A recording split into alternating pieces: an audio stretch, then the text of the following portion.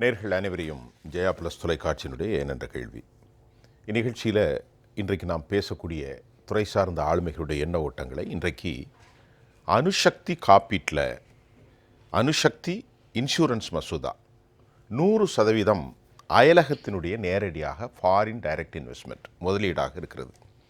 எதிர்க்கட்சிகளுடைய எதிர்ப்பு இதில் அர்த்தம் உள்ளதா அல்லது இதில் ஏதாவது அரசியல் இருக்குதா, இப்படி தலைப்பை நம்ம பேச போகிறோம். பொதுவாக இந்திய மத்திய அரசு அதனுடைய பாலிசி அடிப்படையில் பெரும்பான்மையாக மைய நிறுவனத்தை டிஸ்இன்வெஸ்ட்மெண்ட் என்கின்ற ஒரு குறிக்கோளில் அவர்கள் பயணிப்பதாக எதிர்க்கட்சிகள் வைக்கின்ற அந்த குற்றச்சாட்டு நேரு காலத்திலிருந்து உருவாக்கப்பட்டது. மன்மோகன் சிங் காலத்திலும் அதற்கு பிறகு தற்போது முழுமையாக அது மாறி வருவதாக இன்றைக்கு எதிர்க்கட்சிகள் குறிப்பாக நாடாளுமன்றத்தில் அவர்கள் பேசுகின்ற போது வலிமையாக தனது கருத்தை வைத்தார்கள். மத்திய அரசு சார்பிலே இந்த கருத்து ஒரு மாறுபட்டதாகவும் கூட அவர்கள் விரிவுபடுத்துகிறார்கள். இந்த அணுசக்தி விரிவுபடுத்துதல் தனியார் பங்களிப்பை அனுமதித்ததன் மூலம் 2047 ஆண்டிற்கு 100 ஜிகாவாட் மெகாவாட் அல்ல அணுசக்தி திறனை நாடு அடையும் என்றும் மத்திய மோடியினுடைய அரசு தெளிவுபடுத்தியிருக்கிறது. இந்தியாவில் 60லிருந்து 79% புதுப்பிக்கப்பட்ட எரிசக்தியை பயன்படுத்துகிறோம். மின் தேவை அதிகரிப்பே அணுசக்தி மசோதாவுக்கு காரணம் என்று சொல்லப்படுகிறது.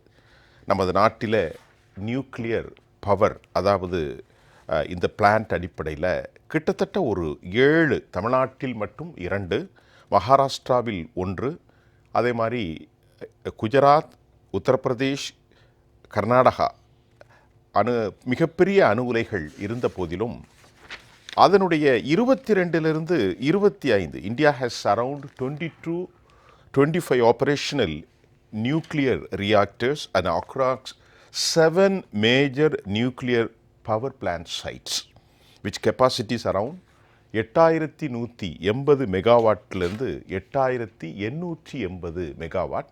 கூடங்களும் உங்களுக்கு புரிகிற பாஷையில் சொன்னால் 2000 megawatt. It was managed by NPCL, அதாவது and has planned to significant expansion with a more reactor under the construction or plan aiming to boost the clean energy contribution. Right, பேசுவோம். இந்த நிகழ்ச்சியில் பேசுவதற்கு நம்மோடு பாரதிய ஜனதாவினுடைய செய்தி தொடர்பாளராக திரு வடிவேல் அவர்கள் எம்மோடு இணைகிறார். சார் வரவேற்கிறோம். பொருளாதார நிபுணரும் சர்வதேச பார்வையாளருமாகிய திரு ரவிசங்கர், அதே போன்று தமிழ்நாட்டு பொது உடைமை இயக்கத்தினுடைய நிறுவன தலைவர் திரு நெய்வேலி பாலு ஐயா அவர்களை வரவேற்கிறேன். சார் வாங்க. பாலு சார் வாங்க. வணக்கம். வெற்றி செல்வன், பூவுலகி நண்பர்கள். ரவிசங்கர் சார், நீங்கள் முதல்ல உங்களுடைய கருத்தை வைங்க. நான் சொன்னதை கருத்தை வைங்க. இப்போ இந்த தலைப்பில் இது தேவைதானா, எந்த அடிப்படையில் தேவை, சரி அந்நிய முதலீடு கொடுத்தா எந்த மாதிரி சிக்கல்? அதாவது நீங்கள் இப்போது அணுசக்தி காப்பீட்டு இதுன்னு சொன்னீங்க, 2 இருக்குது. 2 மொத்தம் 3 பில்லு பாஸ் பண்ணாங்க. ஆமாம், இதில் 2 ஒன்று இன்சூரன்ஸ் பற்றி பில்லு, காப்பீடு. இன்னொன்று அதுதான் காப்பீடு, அதான் காப்பீடு. இன்னொன்று வந்து அணுசக்தி இதை பற்றி பில். நம்ம இப்போ இந்த காப்பீடு இது அது தனி, அணுசக்தி இது தனி. நான் தலைப்பு ஒன்றா போட்டிருந்தாலும் வாசிக்கும் போது தேவைப்பட்டேன். அணுசக்தி தனி, இன்சூரன்ஸ் தனி. இன்சூரன்ஸ் தனி. அணுசக்தியில் இன்னைக்கு பார்த்தீங்க அப்படின்னா இதுவரைக்கும் மற்ற சென்ட்ரல் கவர்மெண்ட் அரசாங்கத்துடைய கீழே தான் இருந்தது ஆரம்பத்திலிருந்து. அந்த அட்டாமிக் இது அந்த ஆக்ட் ஒன்று இருக்குது. அந்த ஆக்டு ப்ளஸ் அந்த அட்டாமிக் இது மூலம் ஏதாவது கதிர்வீச்சலாம் நடந்து ஏதாவது ஆபத்து வந்தால் எந்த அளவுக்கு நஷ்டஈடு கொடுக்க வேண்டும்ங்கிறதுக்கு சிவில் லைபிலிட்டி அது ஒரு ஆக்ட் இருக்குது. இந்த 2 ஆக்டையும் இது பண்ணி சாந்தி அப்படின்னு பில்லு கொண்டு வந்திருக்காங்க.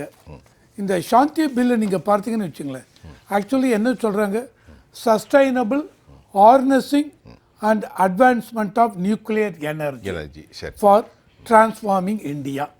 அதுதான் சாந்தி அப்படிங்கிறது. இந்த பில்லு கீழே இதை வந்து பார்லிமெண்ட்டில் வாய்ஸ் ஓட்டில் பாஸ் பண்ணாங்க.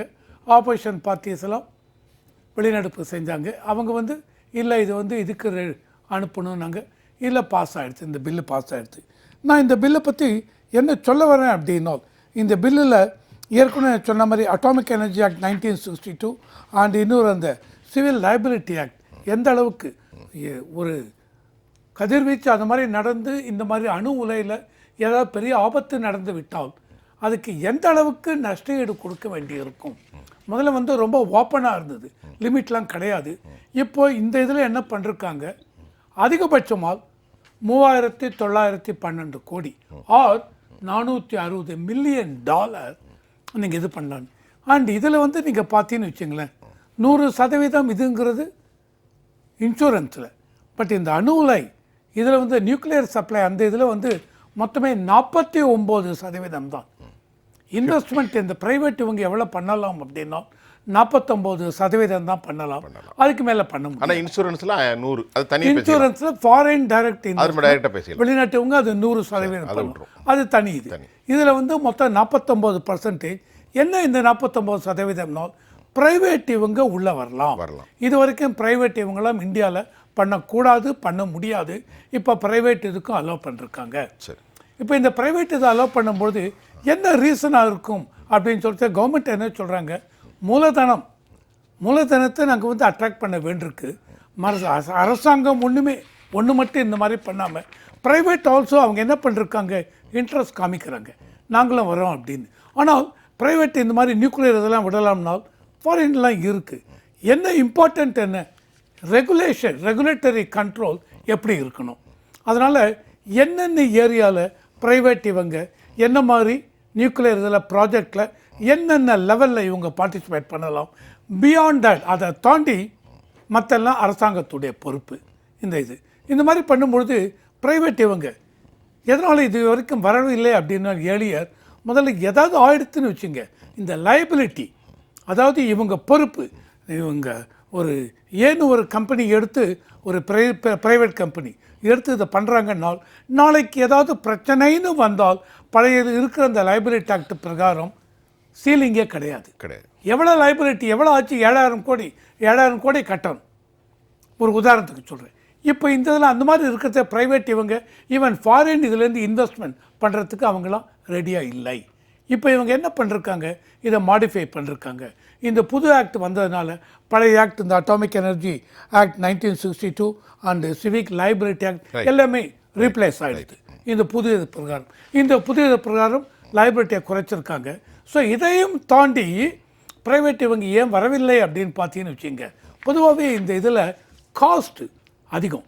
அதாவது நான் 1 மெகாவாட் எலக்ட்ரிசிட்டி த்ரூ நியூக்ளியர் இது நான் ப்ரொடியூஸ் பண்ணணும்னால் 12 to 16 கோடி இன்வெஸ்ட் பண்ணணும். ஸோ ஒரு சின்ன பிளான்ட்டுக்கு. ஸோ இப்போ அரசாங்கம் இவங்க விக்ஷித் பாரத் 2047 16,000 கோடி, ஆமாம், அந்த மாதிரி போகும்பொழுது இவங்க என்ன சொல்கிறாங்க, அரசாங்கத்துடைய விஷன் என்ன அப்படின்னா ஓவராலாக பை 2047க்குள்ள 100 கிகாவாட் எதுனா சார், ஹவு மெனி மெகாவாட்? 1000 இது 1000 மெகாவாட், ஒரு ஜிகாவாட். ஸோ அந்த கிகாவாட் வந்து 100 ஜிகாவாட்டாவது ப்ரொடியூஸ் பண்ணணும் மினிமம். அதாவது 2000 all over the nation through nuclear reactor, through nuclear atomic இந்த அணு சக்தி இது மூலம் 100 மெகாவாட் ப்ரொடியூஸ் பண்ணணும். இன்னைக்கு எவ்வளோ ப்ரொடியூஸ் பண்ணுறீங்கன்னு பார்த்தால் ஓவராலா அணுசக்தி மூலம் இந்தியாவில் 8800 அவ்வளோதான்.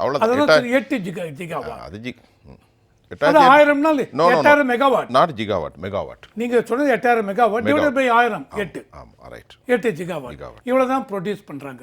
ஸோ இவங்க இப்போ பிரைவேட் இதெல்லாம் கூப்பிட்டுருக்காங்க, பிரைவேட் இது உள்ள வர போறாங்க. மெயினா இன்னொரு ப்ராப்ளம் என்ன, இப்போ இருக்கட்டும், இப்போ இதுக்கு சொல்லி முடிச்சிருங்க. மெயினா நான் முதல்ல சொன்னது இந்த லைபிலிட்டி கிளாஸ். இதை தாண்டி என்ன மெயினா உங்களுக்கு ஒரு என்ன கஷ்டம் அப்படின்னா, இதுல வந்து கெஸ்டேஷன் பீரியட் இருக்கு. நான் இவ்வளோ பணத்தை போட்டு ஆரம்பித்து விட்டு எவ்வளோ நாளைக்கு நான் வெயிட் பண்ணணும், அது மூலம் வருவாய் ஈட்டுவதற்கு. அது அவங்களுடைய பொறுப்பு. அவங்க நம்ம நாடு அவங்களுக்கு கொடுக்கணும். ஆமாம், அதனால நீங்கள் வெளிநாடு வேண்டாம், உள்ளுக்குள்ளேயே இருக்காங்க. டாடா எடுங்க, அதானி, அம்பானி, இன்னும் என்னவெல்லாம் பிரைவேட் இவங்க பிர்லா எடுங்க, யார் வேணாலும் வாங்க. அதாவது இன்னைக்கு காலையில் அந்த செய்தியை படிக்கும்போது 3 ரூபாய்க்கு வெளியிட்ட அதானியுடைய ஷேர், அதானி இல்லை அம்பானி, அதானி தான், அதானி இல்லை அம்பானி, இன்னைக்கு அது எவ்வளோ போயிட்டுனா 67 போய் டக்குன்னு 33 வந்துச்சு. ரெண்டாவது பேசுவோம். ஆனால் அந்த அளவுக்கு இதாக இருக்குது. பாலு சார், இப்போ இந்த இதை எப்படி பார்க்குறீங்க? நாடாளுமன்ற நடவடிக்கையின் மூலமாக இது உங்களுக்கு தெரிஞ்சதான் நீங்கள் எப்படி பார்க்குறீங்க? இல்லை, இது வந்து இன்சூரன்ஸில் வந்து வெளிநாட்டு மூலதனத்தை அல்லது தனியார் மூலதனத்தை திறந்து விடுவது அப்படிங்கிறது ரொம்ப நாளைக்கு முன்னாடியே வந்த ஒரு விஷயந்தான். பழைய அதில் இப்போ அணுமின் நிலையத்தை பொறுத்த அளவில் ஏன் ப்ரைவேட் வரமாட்டேங்கிறாங்க அப்படின்னா ஒரே காரணம், ஹியூஜ் இன்வெஸ்ட்மெண்ட்டு, பெரிய ரிட்டர்ன்ஸ் வந்து ரொம்ப குறைவு, லெஸ். அதனால் பண்ண மாட்டேங்கிறாங்க. ஒன்றும் இப்போ என்ன ஆகிடுச்சு, அதில் முக்கியமான செய்தி என்னன்னு சொன்னீங்கன்னா, இந்த நியூக்ளியர் ஆக்சிடெண்ட் வந்ததுன்னு சொன்னால் அந்த லைபிலிட்டி வந்து எந்த ப்ரைவேட் கம்பெனியாலும் கொடுக்க முடியாது. ஆமாம், பல $1 மில்லியன். ஆமாம். ரெண்டாவது என்ன அப்படின்னா, நீங்கள் இந்த நியூக்ளியரில் பல்வேறு நாடுகள் வந்து ஒரு தொடக்கத்தில் இவங்க என்ன ஏன் முதல்ல நியூக்ளியர் ஏன் அவங்க அக்செப்ட் பண்ணாங்கன்னா, அது பொல்யூஷன் கிடையாது, முதல்ல அப்படி தான் சொன்னாங்க. இட் வில் நாட் பொல்யூட் அப்படின்னு சொன்னாங்க. அதாவது க்ரீன் எனர்ஜி மாதிரி அதை பற்றி ஒரு முதல்ல அப்படி ஒரு புரிதல் இருந்தது.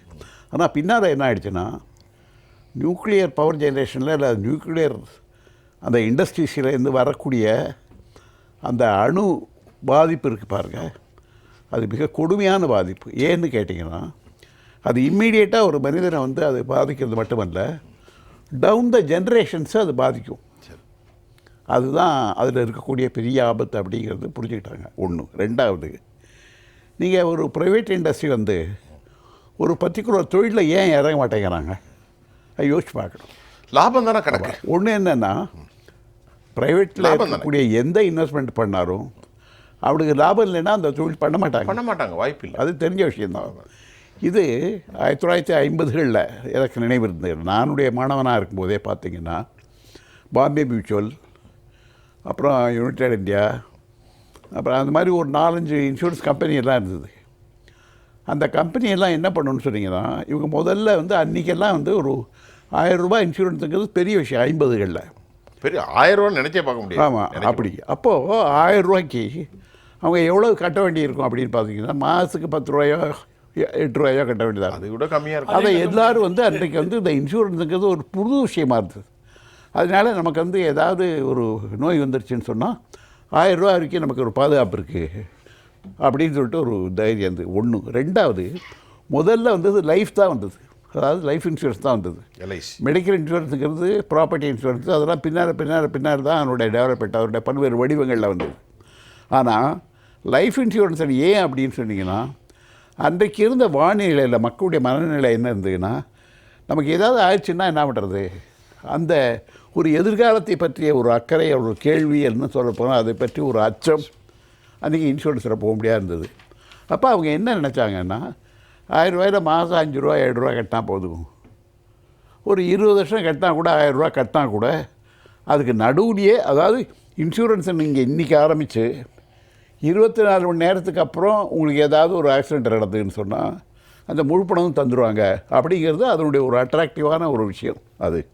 ஆனால் நடைமுறையில் என்ன அப்படின்னு சொன்னீங்கன்னா, அந்த மாதிரி இன்சூரன்ஸில் வரக்கூடிய அந்த பாலிசின்னு சொல்கிறோம் இல்லையா, அது ப்ரீமியம் சொல்லுவாங்க, அதற்கான கட்டணம் மாதாந்த கட்டணம் 6 மாதத்துக்கு ஒரு தடவை, அது அந்த மாதிரி இருக்கிறதுல அது வந்து கிளைம் செட்டில்மெண்ட், கடைசியாக அது எப்படி வந்து அவங்களுடைய மருத்துவ செலவுகளை வந்து அது எப்படி செட்டில் பண்ணுறாங்க, எப்படி தீர்க்கிறாங்க அப்படிங்கிறத பார்த்திங்கன்னா, தனியார் துறைக்கும் பொதுத்துறைக்கும் மிகப்பெரிய வேறுபாடு இருக்குது. எப்படின்னு சொன்னீங்கன்னா, இப்போ ரொம்ப வருஷத்துக்கு முன்னால் பார்த்திங்கன்னா, இந்த இன்சூரன்ஸ் இண்டஸ்ட்ரியில் வந்து தனியாரே வரமாட்டாங்க.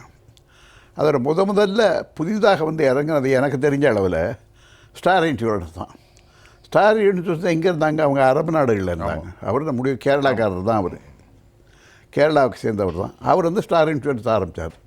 ஸ்டார் இன்சூரன்ஸ் ஆரம்பிக்கும்போது அது யாருமே நாடலை. என்ன காரணம்னு கேட்டிங்கன்னா, அதில் கிளைம் செட்டில்மெண்ட்டுங்கிறது வந்து ஒரு பெரிய கஷ்டமாக இருந்தது. அதாவது முறையாக கிடைக்கிறது இல்லைன்ட்டு. அப்போ என்ன பண்ணுவாங்கன்னா, நீங்கள் ஒரு மருத்துவமனைக்கு போனீங்கன்னு சொன்னால் அதில் வரக்கூடிய செலவை நீங்கள் ₹1,00,000, இப்போ எனக்கு ஒரு ஹார்ட் ஆப்ரேஷன் சொன்னால் ₹1,00,000 அன்றைக்கி அப்படின்னு சொன்னால் நம்ம 90,000 ரூபா அது வாங்கிடுவோங்கிற மாதிரியான அன்றைக்கு ஒரு ஒரு ஒரு புரிதல் இருந்தது மக்கள் மத்தியில்.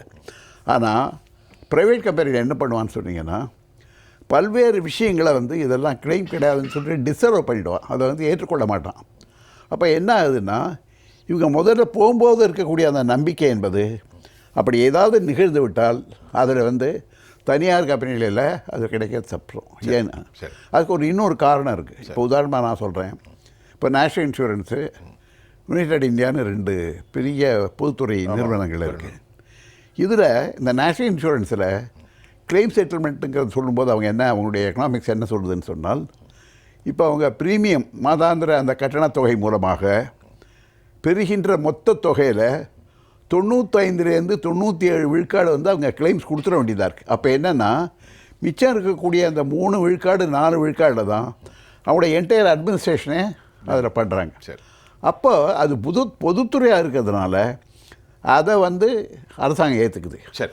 ஆனால் தனியார் அதை ஏற்றுக்க மாட்டேங்கிற காரணம் தான் இன்சூரன்ஸ்லேருந்து வரதில்லை. ஆனால் இப்போ என்ன ஆயிடுச்சுன்னு சொன்னால், அதில் இன்சூரன்ஸ் என்று சொல்லி மக்களை ஏமாற்றக்கூடிய பல்வேறு தனியார் கம்பெனிகள் வந்துட்டாங்க. ஒன்று. ரெண்டாவது, இதுக்கு மேலே எல்லாத்துக்கும் மேலே தலைப்பில் ஒன்று எழுதிக்கலாம். ஒரு பர்டிகுலர் இண்டஸ்ட்ரீஸில் ஒரு பெரிய கார்ப்பரேட்டோ ஒரு பெரிய முதலாளியோ வரான்னு சொன்னால் முதல்ல அவனுடைய நோக்கம் லாபம். ஆனால் இன்சூரன்ஸ் என்பது அல்லது மின்சார உற்பத்தி என்பது எல்லா மக்களுக்குமான ஒரு விஷயம். அந்த மாதிரி இண்டஸ்ட்ரியில் அவங்க ஏன் இன்வெஸ்ட் பண்ண மாட்டேங்கிறாங்கன்னா அவனுக்கு லாபம் இல்லை. பாரதிய ஜனதாவினுடைய செய்தி தொடர்பாளர் வடிவேல் சார், இப்போ இன்றைக்கு இந்த மசோதா கேள்வி இல்லாமல் தீவிர ஆய்வுக்குட்படுத்த வேண்டும் எதிர்க்கட்சிகள் வலியுறுத்திய பின்னர் நிர்மலா சீதாராமன் அதற்கு பதில் கொடுத்தார். எதிர்க்கட்சிகள் திருத்தங்களும் கோரிக்கைகளும் நிராகரிக்கப்பட்டு மாநிலங்கள் அவையிலும் இந்த மசோதா நிறைவேற்றப்பட்டதை இப்போ குடியரசுத் தலைவர் ஒப்புதலுக்கு அனுப்பி வச்சுட்டாங்க. இது குறித்து எதிர்க்கட்சிகள் பலவிதமான கவலைகளை அவர்கள் தெரிவித்திருக்கிறார்கள். காங்கிரஸ், உத்தவ் சேனா, சமாஜ்வாடி, திரிணாமுல்லாம் இதற்கு எதிர்ப்பு தெரிவிச்சிருக்கிறாங்க. Disinvestment policy it's a part of BJP, அதனுடைய அப்படித்தான் கொண்டு வருகிறார். இதனால் என்ன வித நன்மைகள் நீங்கள் சொல்லுங்கள். அதாவது சார், இது அரசியல் ரீதியாக அணுகணும் அப்படின்னு பார்த்தீங்கன்னு வச்சுங்களேன், இந்தியாவை பார்த்துக்கிட்டிங்கன்னா இன்றைக்கி நிலைமைக்கு இந்தியா எந்த வல்லரசு நாடையும் பின்பற்ற வேண்டிய அவசியத்தில் இல்லை. இன்றைக்கி உலக நாடுகள் இந்தியாவை தலைமை தாங்குகிற நிலைமைக்கு, இந்தியாவை நோக்கி தலைமை தாங்கி போகிற அளவுக்கு, உலக நாடுகள் போகிற அளவுக்கு இன்றைக்கி இந்தியா வளர்ந்து நிற்கிது. அதை நோக்கி நம்ம போய்கிட்டு இருக்கோம். இன்றைக்கி விக்சித் பாரத் அப்படிங்கிறது 2047க்குள்ளே நம்மளோட இலக்கு என்ன சொல்கிறாங்க அப்படின்னா, மோடிஜி என்ன சொல்கிறாருன்னா 100 ஜிகாவாட் அணுசக்தி துறையில் நம்ம மின்சாரம் தயாரிக்கணும், அணுசக்தி துறை மூலமாக நம்ம உற்பத்தி பண்ணணும் அப்படின்னு சொல்கிறாப்புல. இன்றைக்கி இருக்கிறது இன்றைக்கி மெகாவாட்டில் சொல்லணும்னா 8800 மெகாவாட், ஜிகாவாட்டில் சொல்லணும்னா 8.8 ஜிகாவாட். அந்த அளவில் தான் நம்ம இன்றைக்கி நம்ம உற்பத்தி பண்ணிக்கிட்டு இருக்கோம். அந்த லெவலில் இருந்து நம்ம 100 போகணும் அப்படிங்கிற 100 ஜிகாவாட் அப்படிங்கிறதுல நம்ம எவ்வளோ தூரம் நம்ம முன்னோக்கி போகணும் அப்படின்னு இன்றைக்கி மத்திய அரசாங்கம் நினச்சிக்கிட்டு இருக்கிறதுல, இன்றைக்கி இந்த அரசியல் கட்சி எதிர்க்கட்சிகள்லாம் அப்படிங்கன்னா எதுக்கு இதை தனியார் மயமாக்குறீங்க அப்படின்னு. எந்த துறையில் இன்றைக்கி காங்கிரஸ் இருக்கிறத சரி, திமுக ஆளுற மாநிலங்கள்லாம் சரி, அவங்கெல்லாம் தனியார் மயமாக்கலையா? ஏன் இதை நம்ம தனியார் மயமாக்குறோம் அப்படிங்கன்னா அதுக்கான ஏகப்பட்ட விளக்கங்கள் நம்ம அந்த மசோதாவில் சொல்லியாச்சு. இருந்தாலும் நம்ம சொல்கிறோம். இன்றைக்கி சின்ன விஷயங்கள் நான் சொல்கிறேன். இன்றைக்கி தமிழ்நாட்டில் திமுக ஆளுற மாநிலங்களில் நம்ம இன்றைக்கி சென்னையில் ஓடுற எலக்ட்ரிக் பஸ்ஸெல்லாம் கூட இருக்குல்ல, அந்த எலக்ட்ரிக் பஸ்ஸை கூட அரசாங்கத்தால் மெயின்டைன் பண்ண முடியாமல் இன்றைக்கி அதை தனியார் துறைக்கு கொடுக்குறாங்க. தனியார் தான் அதை மெயின்டைன் பண்ணிக்கிட்டு இருக்காங்க. இந்த நான் சொல்கிறதெல்லாம் ரொம்ப சின்ன விஷயங்கள். இதையே அவங்களால நம்ம ஒப்படைக்க முடியல. தூய்மை பணியாளர்கள்லாம் இருக்காங்கல்ல, அதெல்லாம் கூட அரசு பணியாளர் வச்சுக்காமல் இன்றைக்கி தனியார்கிட்ட ஒப்படைச்சனால தான் இன்றைக்கி பிரச்சனைகள்லாம் நம்ம மேற்கொண்டுட்டு இருக்கோம். இந்த சின்ன விஷயங்களில் கூட நம்ம அரசாங்கம் மாநில அரசாங்கம் தனியார்கிட்ட கொடுக்கையில் இந்த அணுசக்தி துறையை பொறுத்த வரைக்கும் இது நீங்களே சொல்லிட்டீங்க, ஒரு ஹியூஜ் இன்வெஸ்ட்மெண்ட். இது மிகப்பெரிய இன்வெஸ்ட்மெண்ட். இதில் தனியார் துறையே தயங்கக்கூடிய இடத்துல இருக்கக்கூடாது. நம்ம ஏன் தனியார் துறையிட்ட கொண்டுட்டு போகிறோம் அப்படின்னா அந்த அளவுக்கு நமக்கு தேவை இருக்குது. இன்றைக்கி இந்தியாவோட தேவை அதிகமாகிக்கிட்டே போகுது. இன்றைக்கி இந்த தேவை அதிகமாகிட்டே போயிட்டு இருக்கையில் நீங்கள் கேள்வி வரலாம், ஏன் நம்ம வேறு விதமான ஆற்றல் மூலமாக நம்ம தயாரிக்க முடியாது? ஏன் நம்ம மாற்று ஆற்றலையும் நம்ம சூரிய மின்சக்தி ஆற்றலையும் நம்ம மிகப்பெரிய லெவலில் உத்வேகம் கொடுக்குறோம். இன்றைக்கி ஒவ்வொரு வீட்டு மாடியிலையும் நம்ம சூரிய மின்சக்தி ஆற்றலை நம்ம தயாரிக்கிறோம். இன்றைக்கி விண்டு எனர்ஜியில் நம்ம கொண்டுட்டு வரோம், எல்லாமே கொண்டுட்டு வரோம். அதை தாண்டி ஏன் நம்ம அணு உலையை நம்ம முன்னோக்கி போகிறோம் அப்படின்னு பார்த்தீங்கன்னா, அணு உலையில் தயாரிக்கக்கூடிய அந்த எரிசக்திங்கிறது ரொம்ப தூய்மையான எரிசக்தி. புரியுதா உங்களுக்கு? அந்த தூய்மையான எரிசக்தியை நோக்கி தான் நம்ம போய்கிட்டு இருக்கோம். நம்ம எப்படின்னா இன்றைக்கி நம்மளோட தேவை நம்ம 2047க்குள்ளே நம்மளோட தேவை 100 ஜிகாவாட் இருக்குன்னா அந்த தேவை தூய்மையான எனர்ஜியாக இருக்கணும், க்ரீன் எனர்ஜியாக இருக்கணும். அப்படிங்கிற இலக்கை நோக்கி நம்ம போகிறனால தான் அணு உலைக்கான நம்ம முக்கியத்துவம் நம்ம அதிகமாகிட்டு போகுது. இன்றைக்கி மற்ற எல்லா ஆற்றலையும் நம்ம முன்னுரிமை கொடுத்தா கூட இதோட முன்னுரிமை ஏன்னா இன்றைக்கி உலக நாடுகள் வந்து எந்தெந்த நாடுகள் இன்றைக்கி சொல்கிறாங்க கம்யூனிசம் பேசக்கூடிய கம்யூனிஸ்ட் சைனாவில் அணு உலைகள் இல்லையா?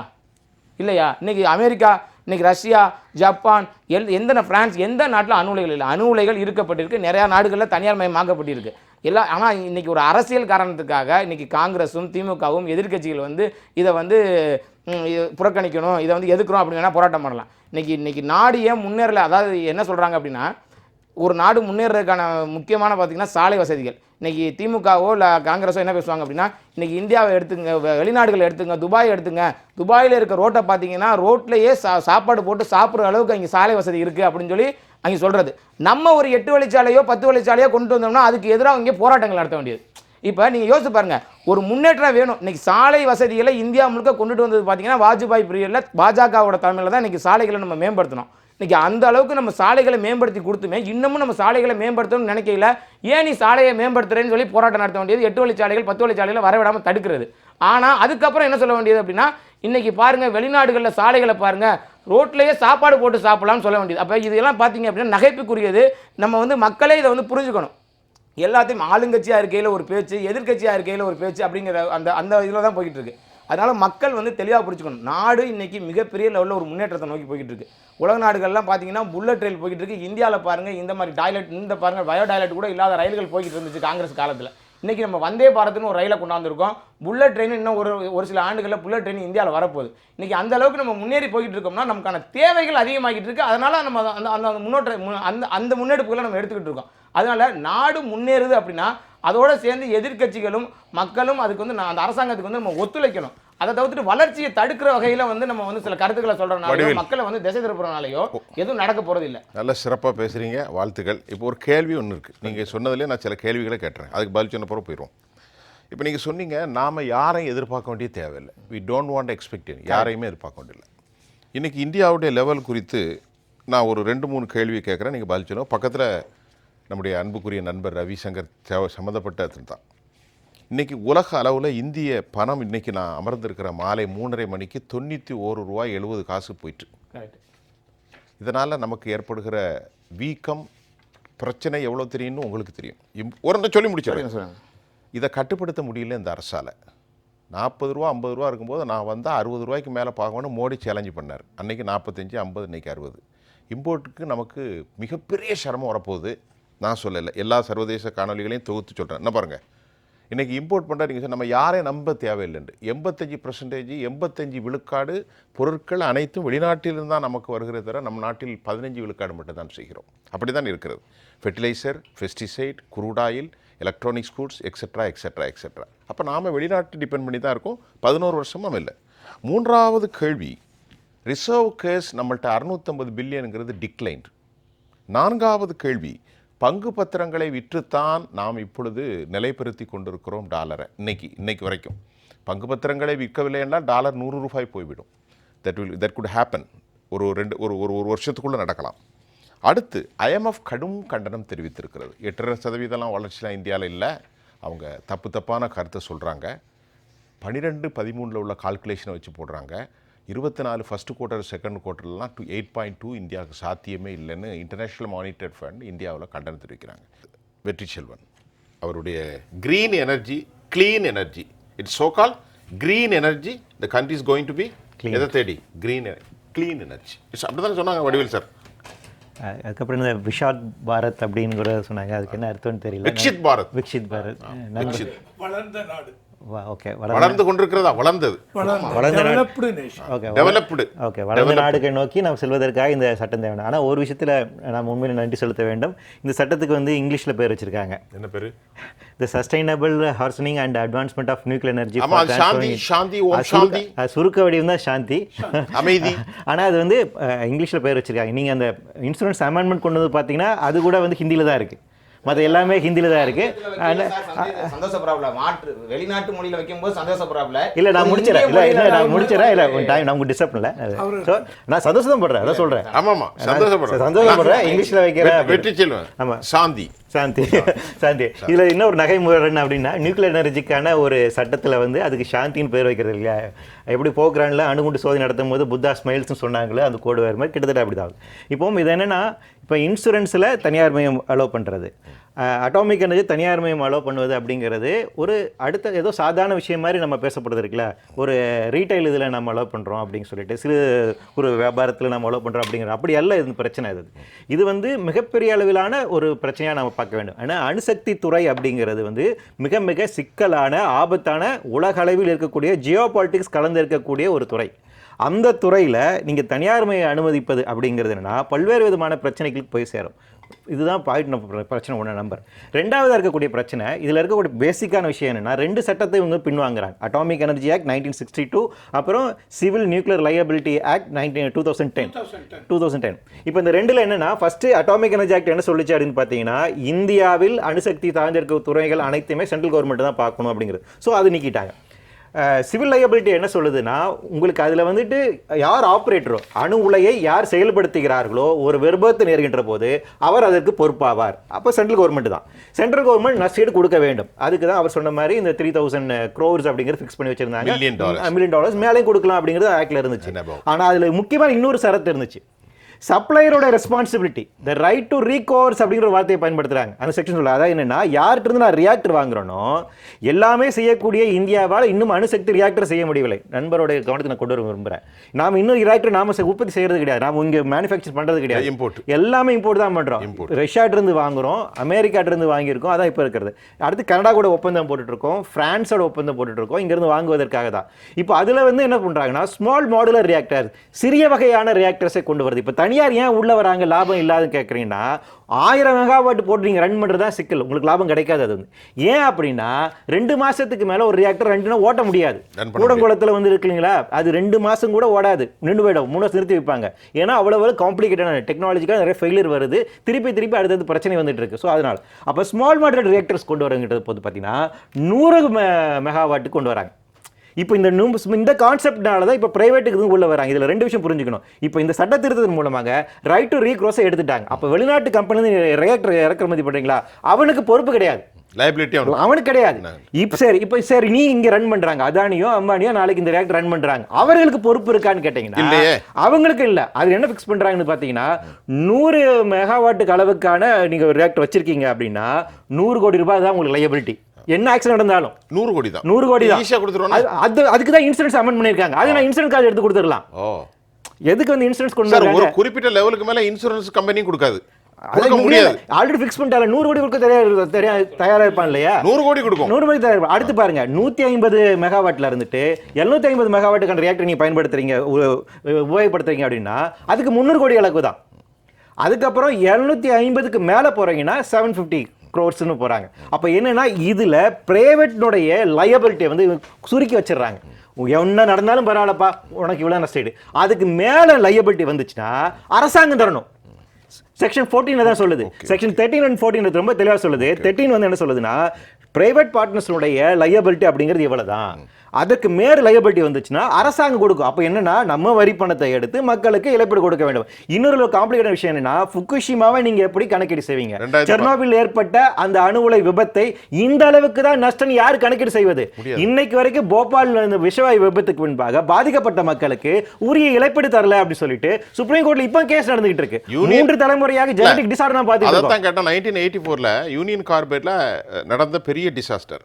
அர்ஜுன் சிங் என்கிட்ட அறிவுசார் தளத்திலிருந்து காங்கிரஸ் தான் ஆண்டர்சனை பாதுகாப்பாக அனுப்பி வச்சது. அதை நான் சொல்லிக்கிறேன். ஆமா. ஸோ அப்போ என்னன்னா, ஆல்ரெடி நம்ம பியூரோக்ரஸி, நம்மளுடைய அமைப்பு முறை அப்படிங்கிறது இவ்வளவு மோசமாக இருக்கக்கூடிய கட்டத்தில் நீங்க அணு உலையை வந்து தனியாரிடம் கொடுக்குறீங்க அப்படின்னா, இப்போ ஒன்றும் இல்லை, இப்போ வந்து கல்பாக்கத்திலேயோ இல்லை கூடங்குளத்திலேயோ ஏன் நிறுத்தி வைக்கிறாங்க? சின்ன டவுட் வந்தாலும் அவங்க நிறுத்துறாங்க. டெக்னிக்கல் பிரச்சனை இருக்குது, நாளைக்கு என்ன வேணா ஆயிரலாம் அப்படின்னு நிறுத்துறாங்க. ஆனா தனியார் இந்த ரிஸ்க் இது பண்ணுவாங்களான்னு கேட்கிறேன் நான். அவங்க என்ன பண்ண, அவங்க டார்கெட் ஃபிக்ஸ் பண்ணுவாங்களே, லாபம் இல்லை. நீங்க தான் பேச போறீங்க சார், பதில் சொல்லுங்க. அதுக்கு மட்டும் பதில் சொல்லுங்க, ரெண்டாவது சார் பேசுவாங்க. தனியார் இதில் போனாலும் முன்னாடி நான் பேசும்போது சொன்னேன், என்னென்ன ஏரியா தனியாருக்குள்ள போகலாம், மீதி டோட்டல் கண்ட்ரோல், த ஸ்ட்ராட்டஜிக் ரெகுலேஷன்ஸ் அப்படிம்பாங்க, அது எல்லாமே சென்ட்ரல் கவர்மெண்ட் கிட்ட தான். தனியார் உன்னுடைய இதில் ஏதாவது ப்ராப்ளம் வந்திருக்கு, லீக்கேஜ் இருக்கு, இல்லை நான் தொடர்ந்து எடுத்துக்கொண்டு போக முடியாது. இந்த ரெகுலேட்டரி கண்ட்ரோல் இருக்கிற சென்ட்ரல் கவர்மெண்ட் கொண்டு வந்த ரெகுலேட்டரி அத்தாரிட்டிஸ் அந்த தனியாருடைய இதில் இருப்பாங்க. இதெல்லாம் வந்து ஸ்டாண்டர்ட் ஆபரேட்டிங் சார் ப்ரொசீஜர். அப்படி எல்லாம் ஒண்ணும் கிடையாது சார், சார். act- இல்ல, no. நான் சொல்றேன். இல்லைங்க, இல்ல, இல்லைங்க. நான் பதில் சொல்றேன். நான் நீ முடிச்சிடுறேன். சொல்லிட்டீங்க சார், சார். சார், நான் சொல்றேன். பதில் வர, வர, நான் சார், வர. சொல்றேன். இல்ல, நான் சொல்றேன். வர. நான் சொல்றேன் சார். இல்ல, சார், இல்ல, உங்க ரெகுலேட்டரி இல்ல, நான் ஒண்ணே மெக்கானிசம் சொல்லிக்கிறேன் உங்க சார். ரெகுலேட்டரி மெக்கானிசம் என்னங்க நான் சொல்றேன். சார் சொல்றேன் சார். ஒண்ணு இல்ல. இப்போ ஒண்ணு இல்ல சார். வடிவேல் வர, இருங்க. ஒரு அணு உலை இருக்கு சார், அப்படின்னா, சொல்லி ஒரு அணு உலையத்தினுடைய ஃபியூயல் அப்படிங்கிறது என்ன? உரேனியம், என்ரிச் உரேனியம். அதனுடைய பை ப்ராடக்ட் புளூட்டோனியம். ஒரு 5 வருஷத்துக்கு தேவையான அளவுக்கான ஃபியூல் நீங்க அங்க வைக்க போறீங்க. அது எரிக்கின்ற போது அதுல எவ்வளவு ஃபியூல் வருது அப்படிங்கறது டெய்லி ஏஆர்பி போய் கணக்கிட போறாங்களா? அட்டாமிக் எனர்ஜி ரெகுலேட்டரி கணக்கு போறாங்க? ஒண்ணு கிடையாது. அப்ப என்னன்னா எவ்வளவு ஃபியூல்ங்கிறது கணக்கு அவன் சொல்றதான். ரெண்டாவதுல முக்கியம் நீங்க வெறும் ரியாக்டர் மட்டும் தனியார் மயப்படுத்தல, மைனிங் தனியார் மயப்படுத்துறீங்க. அப்ப எவ்வளவு கனிமங்களை வெட்டி எடுக்கிறாங்கன்னு யார் கணக்கு பாக்குறாங்க? மண்ணல்றதே கணக்கு பார்க்க முடியல சார் நம்மளால. குவாரியே கணக்கு பார்க்க முடியல சார். நீங்க எப்படி வந்துட்டு இந்த தாது மணல் இவ்வளவு டீடைல் உங்களுக்கு இருக்குது? மைனிங் யார் மைனிங்கே வந்துட்டு நம்மள கண்காணல. மைனிங்கும் தனியார் மயமாக்கப்பட்டிருக்கு, ரியாக்டர்ஸும் தனியார் மயமாக்கப்பட்டிருக்கு. அதுல இருந்து வரக்கூடிய ஃபியூயல் வேஸ்ட்டை வந்து என்ன பண்ண போறாங்க, எப்படி பண்ண போறாங்க அப்படிங்கறதுக்கான விடை இதுல இல்ல. இப்ப எக்ஸிஸ்டிங் இதை பொறுத்த வரைக்கும் தற்போது இருக்கக்கூடிய நியூக்ளியர் ஃபியூயலை எங்க வைக்கிறது, என்ன பண்றதுக்கான மெக்கானிசம் நம்மகிட்ட இல்ல. சுப்ரீம் கோர்ட்ல சொல்லிட்டு டிஜிஆர் ஐடென்டிஃபை பண்ண சொன்னாங்க 2013ல. இன்னைக்கு வரைக்கும் டிஜிஆர் ஐடென்டிஃபை பண்ணல. அப்ப நம்ம ப்ராப்பர் டெக்னாலஜில நாலாவது இன்னொரு முக்கியமான விஷயம் என்ன இருக்குன்னா, இவை அனைத்துமே டெட்டி பாம்ஸ் உட்பட பல்வேறு விதமான ஆபத்தான வெடிகுண்டுகளாக மாற்றுவதற்கான சாத்தியக்கூறுகள் இருக்கு. அப்படி இருக்கின்ற பட்சத்தில் தேசத்தினுடைய பாதுகாப்பை எப்படி உறுதி செய்வது? இவை வந்து தீய சக்தியிடம் கிடைத்தால் நம்ம என்ன பண்றது? அப்ப இதுல இருந்து வரக்கூடிய இந்த கழிவுகளாக இருக்கட்டும், இந்த புளூட்டோனியமாக இருக்கட்டும், டெப்ளீட்டட் உரேனியமாக இருக்கட்டும், இவற்றை முறையாக கண்காணிக்காவிட்டால் இவை வெளிச்சந்தைக்கு வந்தால் பிளாக் மார்க்கெட்டில் கிடைச்சுன்னா அதோட ஆபத்து இருக்கு இல்லையா? அப்ப இவ்வளவு சிக்கலான விஷயங்கள் இருக்குது. அப்ப இவ்வளவு சிக்கலான விஷயங்கள் போது நம்ம ஏன் தனியார்கிட்ட வந்து கொடுக்கணுங்கிற ஆபத்து இருக்கு இல்லையா? இந்த உங்களுக்கு சுதந்திரம் கிடைப்பதற்கு முன்பாகவே அட்டாமிக் எனர்ஜி ரெகுலேட்டரி போர்டை நம்ம கொண்டு வந்துட்டோம். அந்த கமிஷன் வந்து கொண்டாடுறாங்க ஹோபி மபானோட தலைமையில். பிஎம்ஓ ஆஃபீஸ் கீழே டைரக்டா இருக்காங்க. அவங்க டிபார்ட்மெண்ட் ஆஃப் அட்டாமிக் டைரக்டா இருக்கு. வேற யாருக்கு அவங்க பதில் சொல்றல? ஏன் அந்த அளவுக்கு சீக்கிரசியோட அதை மெயின்டைன் பண்ண வேண்டிய தேவை இருக்குன்னா, அது தேச பாதுகாப்பு சார்ந்திருக்கக்கூடிய விஷயமாக இருக்கின்றது. ஏனென்றால் அணு உலை என்பது அணுகுண்டு, கண்டிப்பா ரெண்டுமே ஈக்குவலண்டா இருக்கக்கூடிய விஷயம். அப்ப அணு உலை அணுகுண்டு அப்படிங்கிறது வருகின்ற போது அது ஒரு ஜியோ பொலிட்டிக்கல் இஷ்யூவா இருக்கு. அப்படிப்பட்ட ஒரு இடத்துல தனியாரை அனுபவிப்பது என்பது மிக மிக ஆபத்தில் தான் போய் முடியும். சொல்லுங்க சார். இல்லை, அது அவருடைய வியூ பாயிண்ட் சொன்னார். தனியாருடைய இப்போ சொல்கிறார் இல்லையா? கண்டிப்பாக இதெல்லாம் வந்து இந்த மாதிரி தனியாருக்குன்னு கொடுக்கும்போது இது வரைக்கும் கொடுக்கல. இன்னி வரைக்கும் இதை தான் இருந்தாங்க. இப்போ இந்த பில்லு பாஸ் பண்ணதுனால தனியாரும் உள்ளே வராங்க. அந்த மாதிரி வரும்பொழுது இப்போ அவர் சொன்னார் இல்லையா, இவ்வளோ இந்த ப்ராப்ளம் இருக்குது, எவ்வளோ மைனிங் பண்ணாங்க, என்ன பண்ணாங்க, இதுக்கு கண்ட்ரோல் என்ன இருக்குது, இதெல்லாம் இது அத்தனையும் வந்து ஆக்டில் டீட்டெயிலாக கொடுக்க மாட்டாங்க. ஸ்டாண்டர்ட் ஆப்ரேட்டிங் ப்ரொசீஜர்னு வரும். எஸ்ஓபி. ஆமாம், அந்த ஆப்ரேட்டிங் ப்ரொசீஜர்னு வரும்பொழுது அந்த ஆப்ரேட்டிங் ப்ரொசீஜரில் அத்தனை டீட்டெயிலையும் கொண்டு வரணும். கொண்டு வரவில்லை என்றால் அது பெரிய ஒரு ஆபத்தில் முடியும். அப்போ இது வரைக்கும் கொண்டு வரல. இது ஆரம்பத்துலேருந்து இருக்கு. எஸ்ஓபிங்கிறது இவர் சொல்ற இப்போ ஆரம்பத்துலேருந்து கேட்குறீங்க. ஆரம்பத்துலேருந்து அப்படி இல்லை. இப்போ ஆரம்பத்துல பிரைவேட்டே இல்லை உள்ள. இல்ல ரவிசங்கர் சார், இப்போ 100% அந்நிய முதலீட்டை அனுமதிக்கிறதுல வந்து அது வந்து இன்சூரன்ஸ்.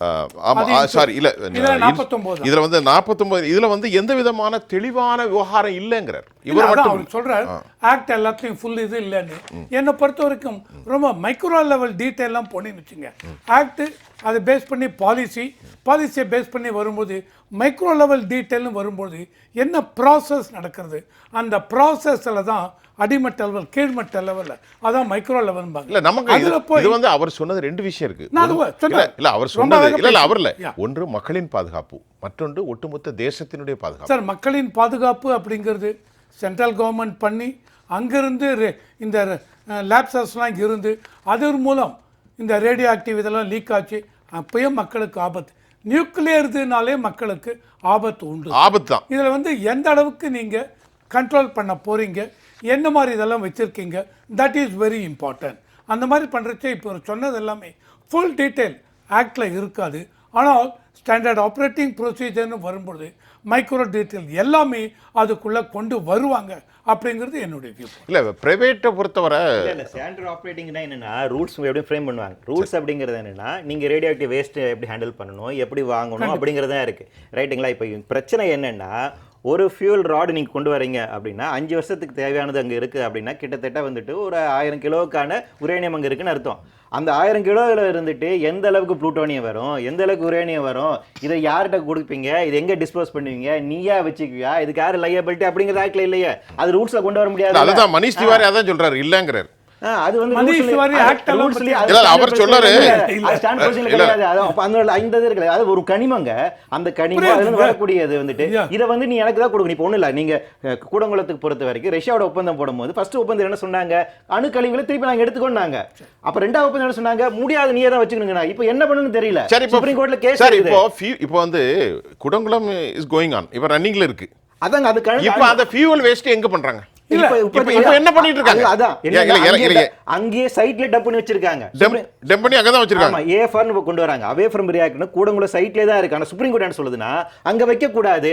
சுப்ரீம் கோர்ட் 2003 ஜட்ஜ்மென்ட் வந்துச்சு இல்லையா, அதுல என்ன சொன்னாங்கன்னா ரியாக்டர் பக்கத்திலேயே அணுக்கழிவுல சேமிச்சு கூடாது. ஏன்னா ஃபுகுஷிமா தான் நடந்துச்சு. ஃபுகுஷிமா வெடிச்சு 2 இடத்துல பிரச்சனை வந்துச்சு. அதனால தான் எக்ஸாக்ட் அவங்க என்ன சொன்னாங்க, 2 ஒரு இடத்துல வைக்கிற ஆபத்தானது வேற எங்காச்சும் வைக்கணும்னு சொல்லிட்டு தான் டிஜிஆர்னு சொல்லிட்டு 15 டைரக்ஷன் கொடுத்தாங்க இல்ல, 14 டைரக்ஷன் தான் கொடுத்தாங்க.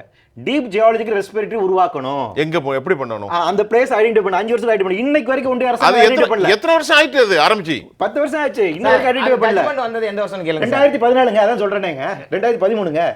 2013ல வந்துச்சு. 2013 காங்கிரஸ் கவர்மெண்ட்ல தான். காங்கிரஸ் கவர்மெண்ட். அதனால நீங்க பண்ணாம இருக்கீங்க. நாங்க பண்ணாம இருக்கல. நீங்க வந்து ஒரே பழிய தூக்கி அப்படியே போடுறீங்களா? அதுக்காக நான் சொல்றேன் சார். நான் ஒன்றிய அரசு தெளிவா சொல்றேன். இந்த பார்ட்டி அந்த மாதிரி சொல்லவே இல்ல. அதான் நான் சொல்றேன். அதாவது வந்து எப்படின்னா நான் எந்த பார்ட்டி சொல்லல. ஒன்றிய அரசு அது 10 வருடங்களா காங்கிரஸ் அன்னைக்கு அணுவுலையே முதல்ல இந்தியாக்குள்ள கொண்டு வந்தாங்க. அணுவுலையே முதல்ல ரெண்டா பேசுறோம். பாலசாட்ட பேசிட்டு வந்துறேன். பாலசார் இந்த விவாதங்கள்ல உங்க கருத்து வைங்க. நீங்க சொல்லுங்க. நியூக்ளியர் பவர் உருவாக்குவதற்கு ஏன் வந்து இதுவரையில் தனியார் வரவில்லை என்பதற்கு அடிப்படையான காரணம், முக்கியமான காரணம் 2. ஒன்று என்னென்னா ஹியூஜ் இன்வெஸ்ட்மெண்ட். அது முதல்ல சொன்னீங்க நீங்கள்.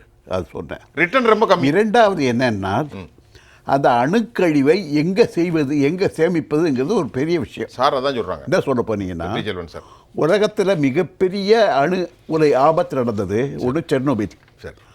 அடுத்தது அந்த 7 மைல் ஐலண்டு அமெரிக்காவில், ஃபுகுஷிமா ஜப்பானில் ஃபுகுஷிமா 2011 இதில் பண்ணு.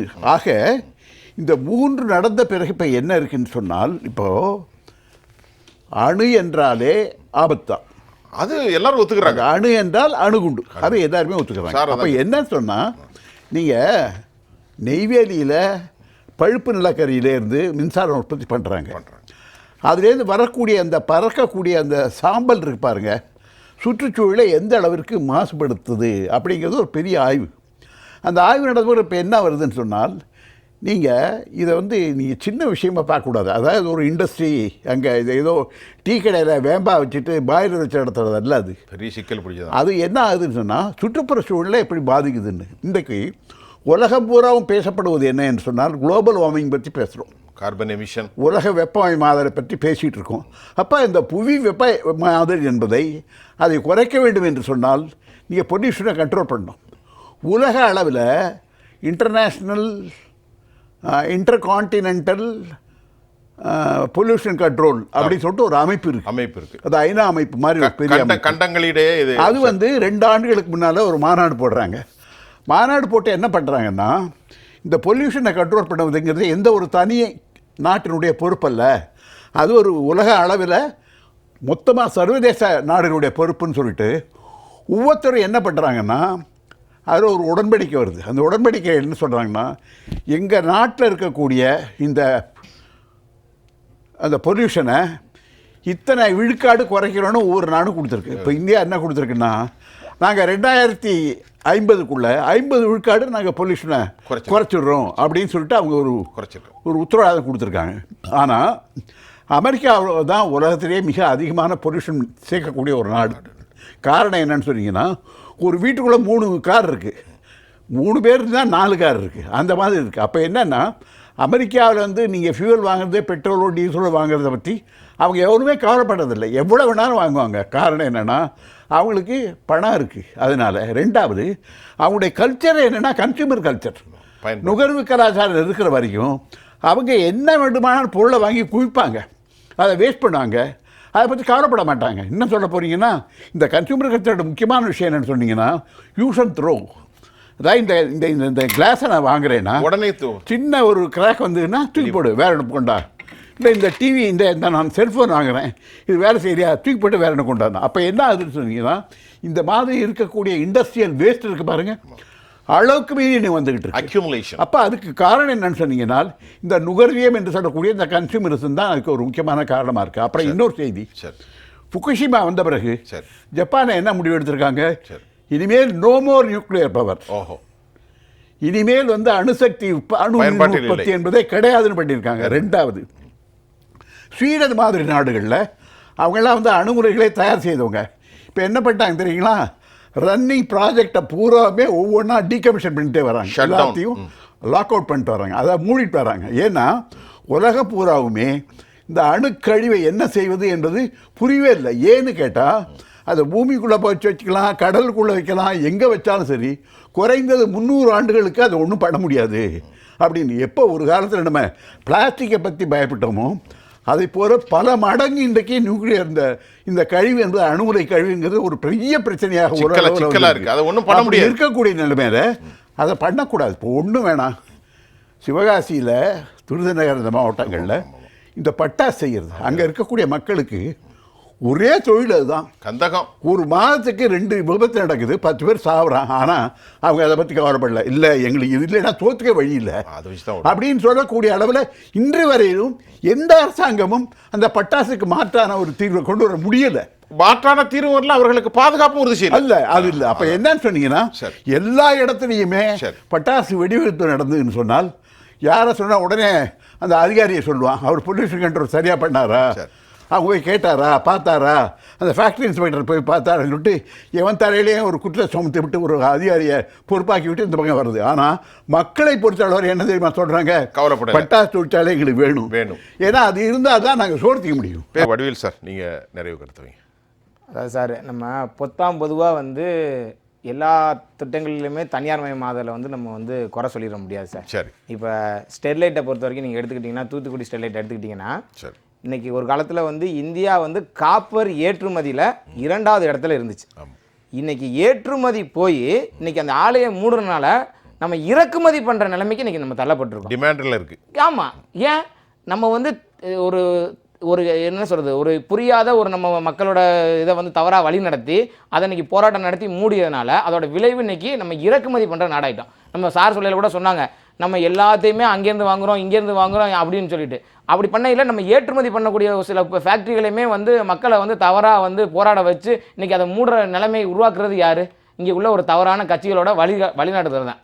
இப்போ அதனால் நான் என்ன சொல்கிறேன் அப்படின்னா, இன்றைக்கி தனியார் மயமாதல் அப்படிங்கிற ஒரு எடுத்துக்காட்டுக்கு நம்ம சிம்பிளாக உங்களுக்கு சொல்கிறேன் பாருங்கள். இன்றைக்கி தொலைத்தொடர்பு துறையில் நீங்கள் பார்த்துட்டிங்கன்னா, முன்னாடி இந்த ஏர்டெல், ஏர்செல், வோடாஃபோன் இவங்கெல்லாம் இருக்கையில் 1 GB டேட்டாவோட விலை என்ன இருந்துச்சு. இன்றைக்கி தனியார் மயம் திரும்ப ஜியோ உள்ளே வந்ததுக்கப்புறம் இன்றைக்கி 1 GB டேட்டா நம்ம எவ்வளோ தூரத்துக்கு யூஸ் பண்ணுறோம், அன்லிமிட்டெட் கால்ஸ் நம்ம பயன்படுத்திட்டு இருக்கோம். அதாவது எப்படின்னா, ஏன் இதை சொல்கிறேன்னா, தனியாரோட போட்டிகள் உள்ளே வரும்போது மக்கள் தான் இதில் பயனடைய போகிறாங்க. அதோட காஸ்ட் கம்மியாகுது சார். ஐயா, இப்போ சார் என்ன சொல்கிறீங்க? அதாவதுங்க, இந்த தொலைத்தொடர்பு துறையில் பொதுவாக ஃபோனில் நான் சொல்கிறேன், ஜியா வந்த பிறகு அதை போன்ற பாரத் ஏர்டெல் அதெல்லாம் வந்த பிறகு அந்த ஃபோனுக்கான சார்ஜஸ் குறைஞ்சிருக்குங்கிறது உண்மைதான். ஆனால் என்ன காரணம்னு கேட்டிங்கன்னா, அதற்கான அந்த சேட்டலைட் கனெக்ஷன் பூராவுமே மத்திய அரசனுடைய பொறுப்பில் இருக்கு. அந்த சேட்டலைட் அவங்க தான் அந்த ஒரு ஸ்லாட் அலாட் பண்ணுறாங்க. அதற்கான அந்த கேபிட்டல் எக்ஸ்பெண்டிச்சர் பூரா ஒன்றிய அரசு செஞ்சுக்கிட்டு இருக்கு. இவன் அதிலேருந்து வாங்கி தான் செய்கிறான். அதனால அவன் லாபம் காமிக்க முடியுது. ஆக அந்த கேபிட்டல் எக்ஸ்பெண்டிச்சரை இன்னைக்கு செய்ய மாட்டான். இதோட முடிவில் நீங்கள் பார்க்கல, இதோட பயன் யாரு? மக்கள் தான் கடைசியாக பயனடைறானா இல்லையா? மக்கள் பயனடைறான். முன்னாடி ஒரு இன்டர்நெட்டை பயன்படுத்தணும் அப்படின்னா எவ்வளோ ரூபா கொடுக்கணும்? இன்டர்நெட்டை பயன்படுத்துறதுங்கிறதே ஒரு சாதாரண மனிதனுக்கு எளிமையான விஷயம் கிடையாது. ஆனால் இன்னைக்கு காலகட்டத்தில் உலகத்தில் இருக்க அனைத்து நாடுகளையும் விட இன்னைக்கு இந்தியாவில் அனைவரும் கடைக்கோடி கிராமத்தில் இருக்கவங்க கூட இணையதளத்தை எப்படி பயன்படுத்தலாம், ரொம்ப சீப்பான விலையில பயன்படுத்துறோம். எல்லா நாடுகளையும் கம்பேர் பண்ணும்போது அதை நம்ம நாட்டு பிரதமர் உலக நாடுகளே ரொம்ப பெருமையா சொல்ற அளவுக்கு பேசிக்கு ஜமாயிங்கானே பேசிக்கிட்டே இருக்கு. அதான் சொல்றேன் சார். இவருடைய வடிவேல சொல்றது உண்மையா இருந்தா பிஎஸ்என்எல் நீங்க வந்திருந்தீங்கல்ல, அரசு துறை தானே, கொண்டு வரலாமா? அதே மூடுனீங்க. யார் அது தொடர்புல BSNL வருது. எங்க சார் மூடி இருக்கு? BSNL இன்னைக்கு மூடப்படலாம் இல்ல. இருக்கணும். முன்னாடி BS நஷ்டத்துல இருக்கு. அதாவது காங்கிரஸ் ஆட்சி இருக்கு. ஜியோவுக்கு 5G கொடுத்தாங்க. BSNL இன்னைக்கு லாபத்துல இருக்கு சார். இன்னைக்கு லாபத்துல இருக்கா இல்ல BSNL? பிஎஸ்என்எல் ஆமா, நஷ்டத்துல கணக்கு காட்டிடலாம் காங்கிரஸ். இன்னைக்கு லாப கணக்கு காட்டிட்டு இருக்காங்க. இன்னைக்கு லாபத்துல போயிட்டு இருக்கு இன்னைக்கு BSNL நீங்க எடுத்து பாத்தீங்க அப்படின்னா. அதனால மக்கள் இதுல வந்து எப்படின்னா இன்னைக்கு வந்து தனியார் மயம் போட்டி ஆடுறது எப்படின்னா இன்னைக்கு வந்து மக்களுக்கு தான் அதோட பயன் போய் சேர்ந்துட்டு இருக்கு. நீங்க வந்து பொதுவா நீங்க எல்லாத்தையுமே நீங்க வந்து போட்டி போட்டா நீங்க சார் வந்து சிவகாசியை சொன்னாங்க, அதனால நான் மெயினா சொல்ல பாக்குறேன். இன்னைக்கு சைனா லைட்டர் வந்து உள்ள வந்துகிட்டு இருந்துச்சு, அதோட டாக்ஸை நம்ம இன்க்ரீஸ் பண்ணனால இன்னைக்கு தீப்பெட்டி தொழிற்சாலை, அங்க உள்ள தீப்பெட்டி தொழிற்சாலை மக்களுக்கு வந்து நம்ம வந்து இங்க பயன்படுத்தி கொடுத்துருக்கோம். இன்னைக்கு சைனா பட்டாசு உள்ள வந்துகிட்டு இருந்துச்சு, அதை இன்னைக்கு நம்ம முழுமையா தடை பண்ணிருக்கோம். இதெல்லாம் யாரு? மத்திய அரசாங்கம் பண்ணி கொடுத்துருக்கு. இன்னைக்கு சுப்ரீம் கோர்ட் வந்து பட்டாசுகள் வெடிக்க கூடாதுன்னு தடை விதிக்கல கூட மத்திய அரசு வலுவா வாதாடி இன்னைக்கு வந்து நம்ம வந்து அதுல இருந்து விலக்கு வாங்கி கொடுத்துருக்கோம். அதெல்லாம் வந்து பாத்துக்கிட்டோம். பொதுவா வந்து நம்ம வந்து எல்லா திட்டங்களையும் வந்து மத்திய அரசாங்கம் வந்து எதிர்க்குது அப்படிங்கிற மத்திய அரசாங்கத்துக்கு எதிர்த்து நாங்க எல்லாத்தையும் பண்றோம் அப்படின்னா இன்னைக்கு எவ்வளவு திட்டங்களை இன்னைக்கு வந்து மத்திய அரசாங்கம் கொண்டு போயிட்டு இருக்கு. இல்ல குறிப்பா நான் சொல்ல போனோம்னு வச்சுங்களேன், இன்னைக்கு அமெரிக்கா, ரஷ்யா போன்ற நாடுகள்லாம் பாத்துக்கிட்டீங்க அப்படின்னா அவங்களோட முதல் மெயின் பிசினஸே பாத்துக்கிட்டீங்க அப்படின்னா 2 நாடுகளோட சண்டை வருது அப்படின்னா அவங்க ஆயுத ஏற்றுமதி எல்லாம் பண்ணி தான் இன்னைக்கு பிசினஸ் பண்ணிக்கிட்டு இருக்காங்க. அதனால நீங்க வந்து அந்த ஆயுதங்கள்லாம் பாத்தீங்கன்னா அரசாங்கம் பண்ணல, தனியார் கம்பெனிகள் தான் அதனால வந்து இன்னைக்கு வந்து தனியாரோட பங்களிப்பு வந்து கண்டிப்பா தேவை. வந்து நமக்கு முக்கியம். நீங்க உங்களுடைய நேரம். அதாவது நண்பர் வந்து சொல்லுவாங்கல்ல, ஒரு ரிப்போர்ட் படிக்கணும்னு நினைக்கிறேன், வேர்ல்டு இன்இக்வாலிட்டி ரிப்போர்ட் அப்படின்னு ஒன்று வந்திருக்கு சமீபத்தில். அவங்க ரிப்போர்ட் என்ன சொல்கிறாங்கன்னா, இந்தியாவில் இருக்கக்கூடிய 1% மக்கள் 60% வெல்த் அவங்க கண்ட்ரோல் பண்ணுறாங்க, 1% மக்கள் 77% பொல்யூஷனுக்கு அவங்க காரணமாக இருக்காங்க. இந்த டிஸ்பாரிட்டி இருக்கு இல்லைங்களா, வறியவர்களுக்கும் ஏழைகளுக்குமான டிஸ்பாரிட்டி அது வந்து கடுமையாக அதிகரிச்சிருக்கு. அதாவது கொரோனாவுக்கு பின்னாடி மட்டும் கிட்டத்தட்ட 53 பில்லியனர்ஸ் வந்து அதிகரிச்சிருக்காங்க. இந்தியாவில் இருக்கக்கூடிய 211 பில்லியனர்ஸோட ஒட்டுமொத்த சொத்து அப்படிங்கிறது நம்ம ஜிடிபி அதிகமாக இருக்கின்றது. நாம போடுகின்ற பட்ஜெட்டை விட அதிகமாக சொத்துக்களை குவித்து வச்சிருக்காங்க. அவருக்கு வெல்த் டாக்ஸ், அவருக்கு வெல்த் டாக்ஸ் போடுங்க, 2% வெல்த் போடுங்க, அவருக்கு அக்ரிகல்ச்சர் அப்படிங்கல நம்ம என்ன சொல்ல முடியும்? இல்ல சார் என்ன சொல்றாங்க, நான் உடனே நான் சொல்லிக்கிறேன், குறுக்கிட்டு மன்னிச்சுக்கோ. சார் பொறுத்த வரைக்கும் சொல்றாங்க ஒரு சில நாளா எனக்கு வந்து இங்க பொல்யூஷன் உருவாகுது அப்படின்னு சொல்லி ஃபீல் பண்றாப்ல. அந்த பக்கம் என்ன சொல்றாப்ல அப்படின்னா இங்க வந்து தொழிற்சாலைகள் வந்து பட்டாசு தொழிற்சாலைகள்லாம் வந்து மக்களுக்கு வந்து பட்டாசு தொழிற்சாலை இல்லைன்னு சொல்லி ஃபீல் பண்றாப்ல. இங்க பொல்யூஷனும் வேணாம் ஆனா பட்டாசு தொழிற்சாலை வேணும் அப்படின்னா என்ன மாதிரி பண்ண முடியும்? எல்லாத்துலயுமே புறம்பா நம்ம பேச முடியாதுல்ல. அதுக்கு அமித்ஷாவே சொல்லியிருக்காரு, சர்க்குலர் எக்கனாமின்னு சொல்லியிருக்காரு. சர்க்குலர் எக்கனாமினா தயவு செய்து இன்னும் படிங்க, காந்தியன் எக்கனாமிக்ஸ் இருக்கு. அதை பேருக்கு மட்டும் சொல்லிட்டா மட்டும் போதாது. இப்போ டீகார்னைசேஷன் ஆஃப் மைண்ட் மட்டும் சொல்லிட்டா போதும். அந்த கொள்கை என்ன தத்துவங்களை நடைமுறை.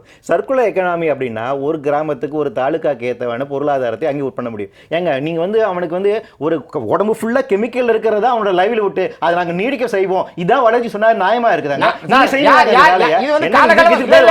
இதுக்கு பேர் வளர்ச்சியா? வேற வழியே இல்லாம பஞ்சத்தில் இருக்கிறதுனால சோத்துக்கு வழி இல்லாம அவன் அந்த கெமிக்கல் ஹேண்டில் பண்றான். அது எப்படி மனித மாண்போடு இருக்கு? ஹியூமன் டிக்னிட்டி அப்படிங்கிறது நான் என்ன கேக்குறேன், அது வளர்ச்சி கிடையாது சார், வளர்ச்சி கிடையாது. ஒரு அரசோட மேண்டேட் இருங்க, நான் சொல்றேன், ஒரு அரசோட மேண்டேட் மக்கள் வந்து அந்த தொழிலை வந்து மக்கள் அந்த நிலைமையில வச்சிருக்கீங்க. மக்கள் யார் வந்து பிரச்சனை 60 ஆண்டுகளமா ஆண்டது யாரு? 60 ஆண்டு ஆண்டாங்க, நீங்க 25 ஆண்டு ஆண்டீங்க, இதெல்லாம் எங்களுக்கு பிரச்சனை கிடையாதுங்க. இன்னைக்கு ஏன் இருக்கான்னு பதில் சொல்லுங்க. அன்னைக்கு யார் வச்சிருக்காங்க? 15 வருஷம் இருக்கீங்கல, நாங்க 15 வருஷம் என்ன பண்ணீங்க? தொழிலாளர்கள் வந்து ஏகப்பட்ட திட்டங்களை நீ கொண்டு வந்து அந்த மக்களுக்கு வந்து பண்ணி கொடுத்துட்டு தான் இருக்கோம். நீங்க வந்து பொதுவா வந்து எதுவுமே வேண்டாம் வேண்டாம் சொல்லவே இல்ல சார். எல்லாமே எந்த திட்டமே எந்த நாட்டுல சார், எந்த உலகத்துல எந்த நாட்டுல சார் அணு உலை இல்லை? சார் நீங்க சொல்லுங்க, எந்த நாட்டுல உலகத்துல அணு உலை இல்லைன்னு மட்டும் நீங்க சொல்லுங்க சார். வல்லரசு நாட்டுல அணு உலை இல்ல, அது தனியார் மயமாக்கல் இல்ல. அடுத்த டாபிக்கே பேசுவோம். ரொம்ப சிறப்பாக இருந்துச்சு விவாதங்கள். நேரம் முடிந்து விட்டது. முன்னாடி ஃபர்ஸ்ட் உங்க இன்ட்ரோடக்டரி ஸ்பீச் 22 அணு உலைகள் இந்தியாவில் இருக்கு. நீங்க அந்த 22 அணு உலைகள் எந்த அளவுக்கு அந்த வேஸ்ட் வந்து மேனேஜ் பண்றாங்க, கண்ட்ரோல் பண்றாங்க? இல்ல 22 25 மேஜரை தவிர்த்து சிறு சிறு உலைகள் கனநீர் ரைட்ல வச்சிருக்காங்க. அத ஆரம்பம் சொல்லிட்டே இருக்கேன். பேசி முடிச்சீங்களா? நான் பேசுறேன். நான் முடிஞ்சது சார். நேரம் சொல்ல கூடாது. தவறானது இல்ல. என்ன புரிய சொல்லுங்க. சொல்லுங்க அணு உலை அங்கே தான்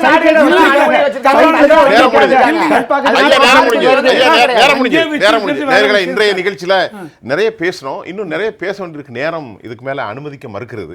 ரொம்ப சிறப்பான ஒரு விவாதத்தில் நாங்கள் முடிவு பெற்றிருக்கிறோம். எல்லோருடைய எண்ணங்களும் தேசத்தினுடைய பாதுகாப்பு, மக்களுடைய பாதுகாப்பு. இந்த நிகழ்ச்சியில் பாரதிய ஜனதாவுடைய செய்தி தொடர்பாளர் திரு வடிவேல் அவர்கள், அதே போன்று தமிழ்நாடு பொதுவுடைமை இயக்கத்தினுடைய நெய்வேலி பாலு ஐயா, அப்புறம் பூவுலகின் நண்பர் வெற்றி செல்வன், அரசியல் விமர்சகர், பொருளாதார நிபுணர் ரவிசங்கர், உங்கள் அனைவருக்கும் உளப்பூர்வமான நன்றி. மீண்டும் மற்றொரு களத்தில் நான் உங்களை சந்திக்கின்றேன். அதுவரை உங்கள் அனைவரிடமிருந்தும் நான் உங்கள் சுஃபியான் ஜெயா ப்ளஸ் தொலைக்காட்சிக்காக நன்றி. மீண்டும் சந்திப்போம்.